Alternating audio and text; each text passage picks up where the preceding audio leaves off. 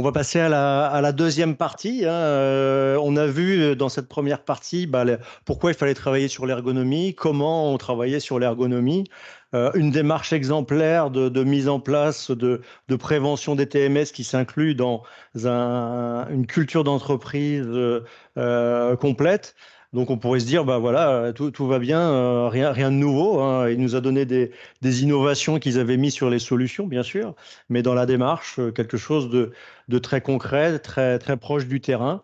Et ce que je vous propose maintenant, ça va être de regarder comment, dans les nouveaux outils qu'on peut avoir, notamment de la mesure et de l'analyse, quels sont ces nouveaux outils qui vont permettre aussi peut-être d'améliorer l'adhésion des collaborateurs, d'améliorer la vision qu'on en a. Et je vais donner la parole à Fanny, qui doit être sur Coquel.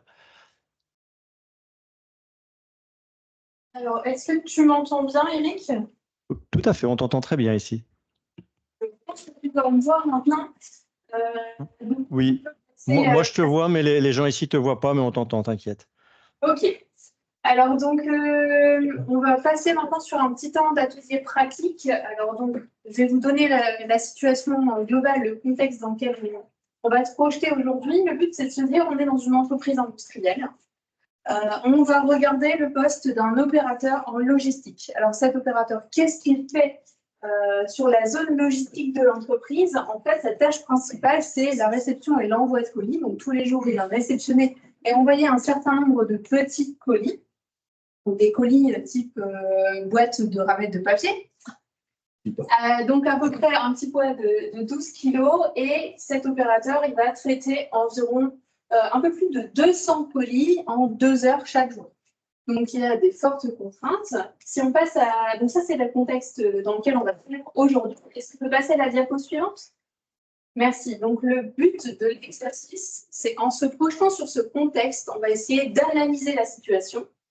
Donc, de se dire, les colis, en fait, sont stockés sous la table de travail et l'opérateur doit les placer sur son espace de travail pour checker chaque colis avant l'envoi. Donc, on va se dire, à partir en fait d'outils qu'on va vous mettre à disposition, donc on a déjà vos connaissances, on a également certains documents qui seront au fond de la salle, je pense qu'à Emma, vous les avez également, et une application sur LEA. On discutera tout à l'heure, mais le but maintenant, c'est de prendre un petit peu en main cette application pour vous montrer comment est-ce que vous pouvez, vous, aller en entreprise, aller dans votre entreprise et faire un premier niveau d'analyse. Donc, le but, c'est de regarder sur une situation où on a un port de charge qui va se faire, genre, complètement perdu. Donc, l'opérateur va complètement se flanquer, ou bien une phase où on va respecter, on va dire, les bonnes gestes et postures quand on fait du port de charge, c'est-à-dire de plier les jambes. Et on va essayer d'analyser les contraintes sur le corps humain de ces deux types de portées pour pouvoir ensuite définir un plan d'action. La finalité de ce temps d'atelier de 15 minutes, c'est de vous dire de trouver une ou plusieurs mesures à mettre en place sur le poste de cet opérateur, des mesures à la fois organisationnelles, techniques et également des mesures sur l'humain. Donc, à la fin, après l'analyse, c'est qu'est-ce que vous pouvez mettre en place? Il n'y a aucune barrière à se mettre, tout est possible, vous n'avez pas de budget maximum, vous n'avez aucune contrainte. Mais qu'est-ce que vous pouvez mettre en place sur le poste de cet opérateur pour améliorer ses conditions de travail tous les jours? Est-ce que pour le contexte, on est bon? Ok, donc vous aurez à disposition, je pense que sur Elan, c'est pareil, des téléphones portables où l'application est déjà enregistrée, également les ordinateurs sur lesquels vous pouvez exporter les données et vous retrouver avec l'analyse. Vous verrez l'interface de LEA est assez facile à prendre en main. Globalement, vous prenez le téléphone, vous filmez la personne, le mannequin qu'on va vous mettre. Il va falloir que quelqu'un se désigne en acteur dans chaque groupe. Attention, on a de l'acting cet après-midi. Donc, chaque acteur va réaliser le geste et on va donc filmer à partir de l'application, donc le téléphone, tout simplement.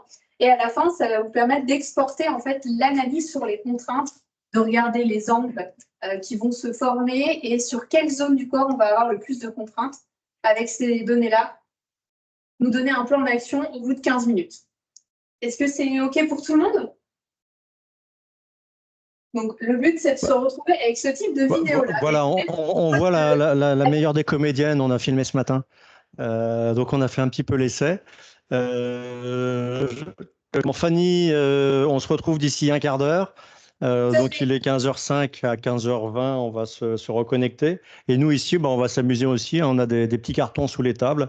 Donc, j'invite tout le monde à se répartir autour des tables et puis on va essayer de faire ce film, essayer de comprendre comment ça marche, à quel point c'est simple aujourd'hui et que ces outils-là permettent de faire déjà beaucoup, hein. C'est la première étape, on verra les suites derrière. Pour ceux qui sont en distanciel, vous pouvez, en attendant, télécharger l'outil Léa et puis faire un petit essai autour de vous. Il suffit de poser le téléphone. Mais on se donne rendez-vous à 15h20, 15h25 pour pouvoir débriefer sur cet outil.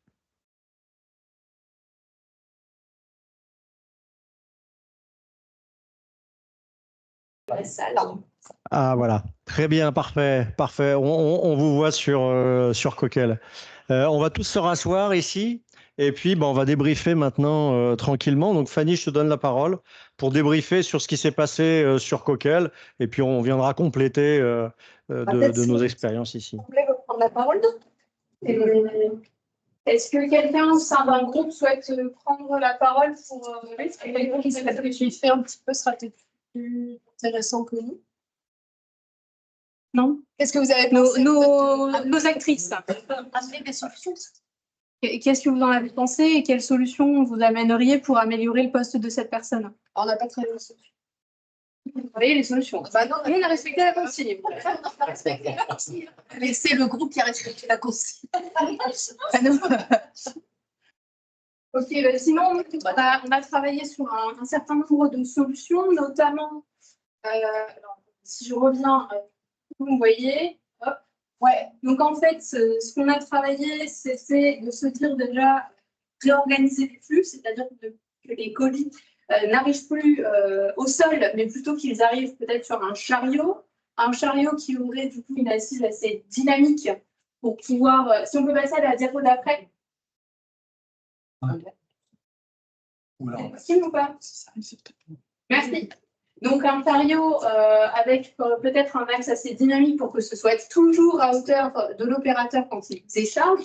Pourquoi pas aller comme en haut à droite avec des rouleaux, histoire de pouvoir décharger beaucoup plus facilement en poussant simplement les cartons directement sur le plan de travail. Ce qui était intéressant, c'était la réflexion de se dire que tout le monde ne fait pas aussi la même taille. Et si on imagine un relais des équipes pour éviter que ce soit la même personne qui manutentionne en fait ces 200 colis, c'est de se dire on va avoir un plan de travail qui sera réglable aussi en hauteur. Ça peut être une solution pour que tout le monde soit à son aise sur ce plan de travail. Donc voilà un petit peu, en tout cas, de notre côté, les solutions qui ont pu être évoquées. La partie aussi de ventouse, c'est-à-dire d'avoir un bras à ventouse qui vient récupérer les colis sur le chariot pour passer sur le plan de déchargement. Ça peut être aussi un moyen de soulager. Donc, on a vu sur l'analyse également que les contraintes principales se faisaient au niveau du dos. Donc, il y avait des fortes contraintes, notamment quand on était jambes tendues, d'où l'importance d'aller sur des mesures de sensibilisation des opérateurs, avec de la formation, notamment gestes et postures, pour retravailler ces différentes postures-là et qu'on puisse être sur quelque chose d'un peu plus de préserver en tout cas les opérateurs, notamment au niveau du dos et des lombaires, sur le port de ces charges-là. Est-ce que vous, sur N1, vous avez d'autres solutions qui ont pu être abordées? Alors, on n'est pas sur les solutions, je vais plutôt parler du retour sur Léa. La première chose, c'est la simplicité à mettre en œuvre dessus, avec des résultats sans aucun travail informatique. Il suffit d'attendre quelques minutes pour avoir le système et une vidéo prête à l'utilisation. La deuxième chose, ça va être la facilité de remontrer à l'opérateur en question ou aux opérateurs en question et de partager leur poste et pouvoir se voir soi-même sur les gestes dangereux. Donc un énorme outil en termes de sensibilisation et de compréhension mutuelle. Et puis il y avait une remarque ici par Alicia sur le fait que cet outil-là, ça devait rester aussi dans une démarche globale. parce que c'est qu'une information à un moment donné, mais ça doit bien sûr s'intégrer dans une démarche complète de l'entreprise. Voilà les résultats. Après, on n'a pas trop travaillé sur la solution idéale, on a plutôt travaillé sur l'outil.